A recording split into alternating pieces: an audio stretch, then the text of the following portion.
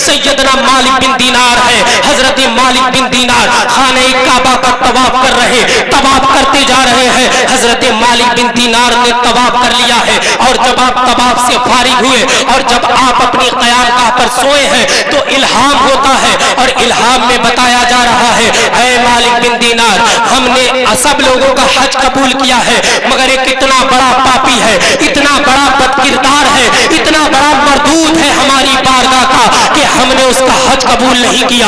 اللہ اکبر. جب حضرت مالک بن دینار نے اتنا سنا تو حضرت مالک بن دینار تھر تھر کانپنے لگے. یا اللہ, آخر وہ بدکار کون ہے جو 40 سال سے خانہ کعبہ کا طواف کر رہا مگر ایک بھی اللہ پاک نے حج قبول نہیں کیا ہے. آپ بہت ہی پریشان ہو گئے ہیں, آپ اٹھتے ہیں اور اللہ کی بارگاہ میں استغاثہ پیش کرتے, اے میرے پاک پروردگار مجھے یہ تو بتا دے وہ تیری بارگاہ کا مردود کون ہے. تو اللہ رب العزت نے نشاندہی فرمائی. میری بات آپ کو سمجھ میں آ رہی ہے؟ پوری بات سمجھ میں آ رہی ہے ماشاءاللہ. تو حضرت مالک بن دینار نے کہا یہ بار بار اٹھ کیوں رہے ہو, بیٹا بیٹھو, جو ضروری ہے اگر کام ہے تو جائیں, ورنہ بیٹھو, کہیں مت جاؤ, اس سے اچھی کوئی جگہ نہیں ہے, کوئی جگہ ہے ہی نہیں, سمجھ رہے ہیں. تو حضرت مالک بن دینار نے کہا اے اللہ 40 سال سے تو جس کی عبادت کو رد کرتا رہا وہ تیری بارگاہ کا کون مردود ہے. اللہ رب العزت نے نشاندہی فرمائی کہ مکہ المکرمہ سے باہر نکل جاؤ, ایک وادی ہے, وادی میں ایک پہاڑ ہے, پہاڑ کی خو میں ہمارا وہ بندہ بیٹھا ہے, 40 سال سے رو رہا ہے اور اس کا ایک ہاتھ کٹا ہوا ہے, ہاتھ میں سلاخ پڑی ہے, زنجیر پڑی ہے اور زنجیر اس کے گلے میں ہے. در حقیقت وہ زنجیر نہیں ہے بلکہ وہ لعنت کا طوق ہے. آپ غور تو کریں, 40 سال سے عبادت کر رہا, حج پہ حج کر رہا, سجدے پہ سجدہ کر رہا, مگر اللہ کی بارگاہ سے مردود ہے. کہا جا رہا یہ مردود ہے, ہماری بارگاہ میں اسے کوئی حصہ نہیں ہے. حضرت مالک بن دینار خانہ کعبہ کے طواف سے فارغ ہو کے اب اس شخص کی جستجو میں نکل گئے ہیں, مجھے اس شخص کا پتہ چل جائے آخر وہ کون ہے. حضرت مالک بن دینار پوچھ رہے ہیں ایک شخص ہے جس کا ہاتھ کٹا ہوا ہے, وہ کہاں ملے گا. تو لوگ کہہ رہے ہیں ارے وہ تو بڑا دیندار ہے, وہ تو بڑا نیک ہے, وہ تو 40 سال سے اللہ کی عبادت کر رہا, وہ تو 40 سال سے اللہ رب العزت کو راضی کر رہا. حضرت مالک بن دینار دیکھتے جا رہے اور دلی دل میں سوچ رہے ہیں یا اللہ یہ کیسا تیری بارگاہ کا مردود بندہ ہے کہ دنیا تو اسے اچھا کہہ رہی ہے مگر تیری بارگاہ میں یہ مطرود ہے, مردود کر دیا گیا. حضرت مالک بن دینار اس پہاڑی کے قریب پہنچ جاتے, اور جب آپ پہاڑی کے قریب پہنچتے ہیں اور آپ جیسے ہی اپنا قدم اندر رکھتے ہیں فوراً آواز آ جاتی ہے اے مالک بن دینار تم پر سلامتی ہو, اندر تشریف لائے. جب حضرت مالک بن دینار نے اتنا سنا کہ یار میں تو کبھی آیا نہیں, میں تو اسے جانتا نہیں, مگر 40 سال سے اس کی عبادتیں رد ہیں, یہ میرا نام کیسے جانتا ہے. آپ کو بڑی حیرت ہوئی ہے. حضرت مالک بن دینار جب اندر گئے تو حضرت مالک بن دینار نے ڈرتے ڈرتے پوچھا کہ ایک بات تو بتاؤ, مجھے الہام ہوا. جب اتنا مالک بن دینار نے کہا مجھے الہام ہوا تو وہ شخص جو 40 سال سے خانہ کعبہ کا حج کر رہا اب دہاڑے مار مار کر کے رونے لگا, یا اللہ مجھے بخش دے, یا اللہ مجھے معاف کر دے. حضرت مالک بن دینار بھی رونے لگے. حضرت مالک بن دینار جب روتے روتے تھک گئے تو آپ نے ارشاد فرمایا آخر ایک بات تو بتاؤ تم رو کیوں رہے ہو. تو اس نے کہا میں اس لیے رو رہا ہوں, میں 40 سال سے خانہ کعبہ کا طواف کر رہا ہوں, لیکن ہر سال اللہ پاک کسی نیک بندے کے خواب میں آ کر کے اسے بتاتا ہے کہ ہم نے اس بندے کا حج کو رد کر دیا.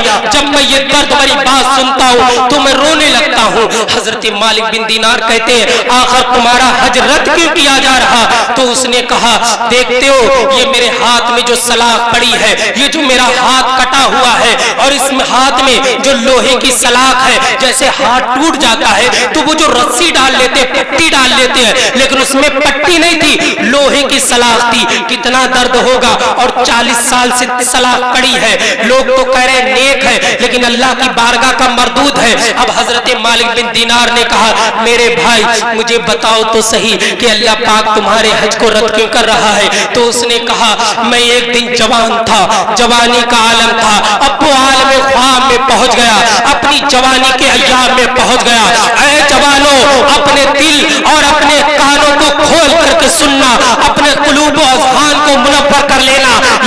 वाकया है। हजरत मालिक बिन दीनार को वो बयान करता, ऐ मालिक बिन दीनार, मेरा जवानी का आलम था और जवानी के आलम में हमेशा शराब पीता था। मेरे घर में एक बूढ़ी माँ थी जिसके बाल सफेद हो गए थे, जिसके चेहरे पर झुर्रियां आ गई थी। मेरी माँ मुझे समझाती, ऐ बेटे शराब मत पी, इसलिए कि शराब इंसान के जिस्म को बर्बाद कर देती है, आखिरत को बर्बाद कर देती। कहा मेरी माँ मुझे हर दिन समझाती, लेकिन मैं कदे में जाकर के शराब पीता। कभी शराब को हाथ मत लगाना, इससे पूरे घर तबाह हो जाते हैं। मैंने कितने शराबियों को देखा कि अपनी औरतें तक गिरवी रख देते हैं, अपनी लड़कियां तक गिरवी रख देते हैं।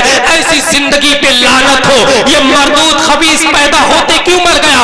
अरे औरत तो इज्जत की चीज है, मगर शराब की बोतल ने उस औरत के, जो कोई दूसरा शख्स औरत की तरफ आंख उठा देता तो इंसान आंख निकालने के लिए तैयार हो जाए। जिस बेटी को कोई गलत निगाह से देखे तो इंसान गर्दन काटने के लिए तैयार हो जाता, लेकिन शराब का नशे में आदमी से भी दांव पे लगा देता। कहा कि मैं शराबी था और बहुत बड़ा शराबी था। कहा कि एक दिन ऐसा आया कि उस दिन के बाद लोग बड़ी खुशियां मनाने वाले थे, यानी रमजान का महीना आने वाला था।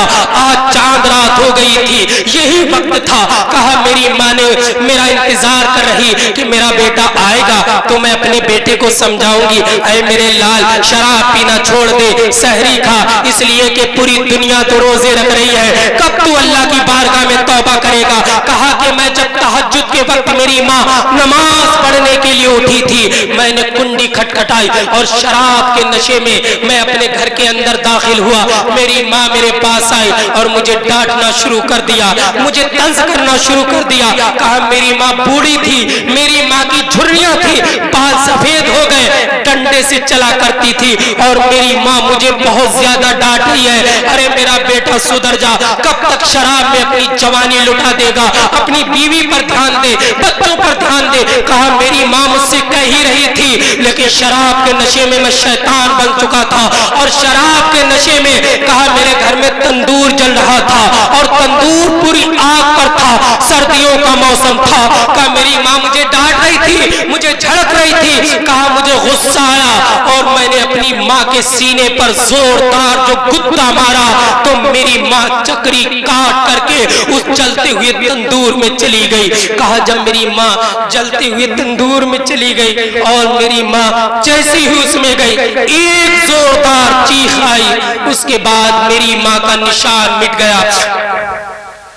मेरी माँ के गोश्त जल गया, हड्डियां कोयला बन गई। जिस माँ ने मुझे पाला, जिस माँ ने मुझे कोख में रखा, आज मैंने काला नाग बन करके उस माँ को डस लिया, उस माँ को मैंने मार दिया। कहा शराब का नशा था, मेरी बूढ़ी माँ थी, माँ जल गई। कहा मेरी औरत भागी हुई निकली और मेरी औरत ने जब मुझे देखा तो फौरन मुझे पकड़ा और मुझे जाकर के एक दरवाजे में बंद कर दिया, लॉक कर दिया। कहा जब मेरा नशा उतरा, सारे लोग सहरी खा रहे, नमाज फजर हो गई। कहा जब मेरा नशा उतरा और नशा उतरने के बाद जब मैंने कुंडी खोलना चाहा तो कुंडी बाहर से लगी है। मैंने अपनी बीवी को आवाज दी तो मेरी बीवी ने कहा जालिम, तेरे लिए मैं दरवाजा नहीं खोल सकती हूँ, इसलिए कि तूने अपनी ही माँ को जिंदा आग के हवाले कर दिया।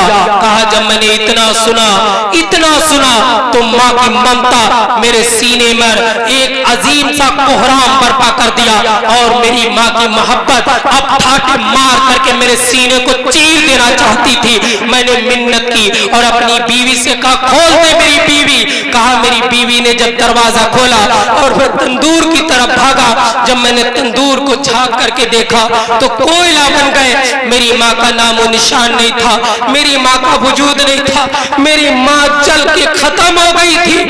अब मैं माँ की वो वक्त याद कर रहा था कि जब मेरी माँ, मैं बीमार होता तो मेरी माँ मुझे सहारा देती, मैं भूखा होता तो अपने दांतों से चबा चबा करके मेरी माँ मुझे खाना खिलाती।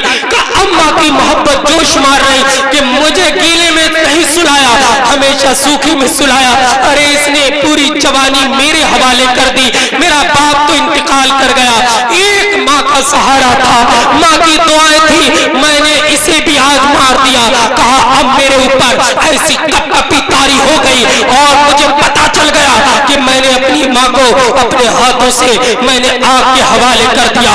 मैंने कहा मेरी बीवी जाओ और अंदर से गड़ासी निकाल करके लाओ, जो लकड़ी काटने का एक आला होता है। कहा मेरी बीवी अंदर गई और अंदर से गड़ासी लेकर के आई। मैंने अपनी बीवी से पूछा शरीक हयात एक बात बताओ, जब मैंने अपनी माँ को धक्का दिया था तो किस हाथ से धक्का दिया? कहा मेरी बीवी ने कहा तूने दाहिने सीधे हाथ से धक्का दिया। कहा कि मैंने पत्थर पे रखा और माँ की मोहब्बत सीने में जमा करके मैंने इस हाथ को ही काट दिया। कहा मुझे अब भी करार नहीं मिला, अब भी सुकून नहीं मिला।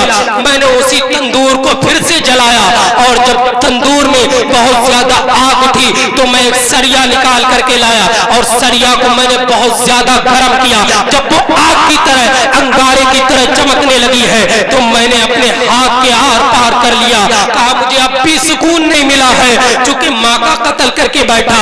कहा मैंने उस जंजीर में अपनी जंजीर ली और अपनी गर्दन से निकाल करके मैंने अपने इस बाजू को आज 40 साल हो गए हैं कि मैं ये लानत का तौक ताले घूम रहा हूँ। जब हजरत मालिक बिन दीनार ने इतना सुना, कहा जालिम दूर हो जा, दूर हो जा, अल्लाह पाक तेरी तौबा नहीं कबूल करेगा।